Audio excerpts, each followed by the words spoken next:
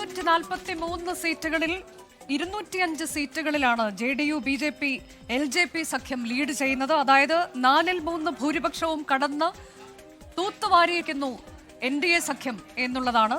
ഇനി മഹാസഖ്യത്തിന്റെ കാര്യം നോക്കിയാൽ തകർന്നടിഞ്ഞു പോയതിൽ RJD മാത്രമാണ് 2 അക്കം കടന്നത്. റിപ്പോർട്ട് കാണാം.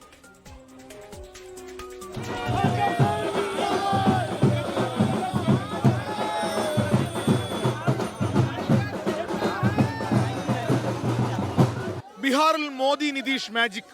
മഹാസഖ്യത്തെ തകർത്തെറിഞ്ഞ് NDA നേടിയത് ചരിത്ര വിജയം. 243-ൽ 200 അടുത്ത സീറ്റുകൾ പിടിച്ചെടുത്താണ് JDU BJP സഖ്യം വിജയക്കൊടി പാറിച്ചത്. SIR വോട്ടുകൊള്ള മുഖ്യമന്ത്രി നിതീഷ് കുമാറിന്റെ ആരോഗ്യം തുടങ്ങി പ്രതിപക്ഷ പ്രചാരണങ്ങളെ മറികടന്നാണ് NDAയുടെ പ്രകടനം. തെരഞ്ഞെടുപ്പ് വാഗ്ദാനങ്ങളും പ്രധാനമന്ത്രിയുടെ റാലികളും NDAയുടെ വിജയത്തിന് മാറ്റുകൂട്ടി. 80-ലേറെ സീറ്റിൽ വിജയിച്ചാണ് JDUവിന്റെയും BJPയുടെയും കുതിപ്പ്. കഴിഞ്ഞ തവണത്തേക്കാൾ ഇരട്ടിയോളം സീറ്റുകളിൽ JDU വിജയം. BJP കഴിഞ്ഞ തവണത്തേതിനേക്കാൾ സീറ്റുകൾ കൂട്ടി.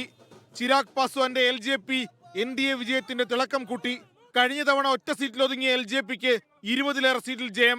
രാഹുൽ ഗാന്ധിയും തേജസ്വി യാദവും ഒന്നിച്ചിറങ്ങിയിട്ടും മഹാസഖ്യത്തിന്റെ തോൽവിയുടെ ആഘാതം കുറയ്ക്കാൻ കഴിഞ്ഞില്ല. ഇത്തവണയും ദയനീയ പ്രകടനം.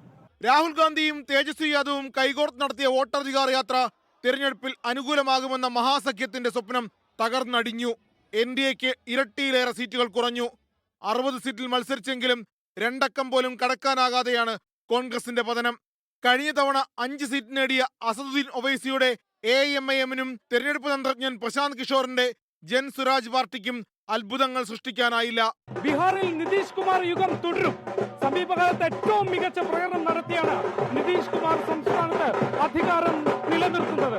പട്നയിലെ JDU ആസ്ഥാനത്തിന് മുന്നിൽ നിന്നും വരുൺ വടശ്ശേരിക്കൊപ്പം ശ്രീനാഥ് ചന്ദ്രൻ, 24.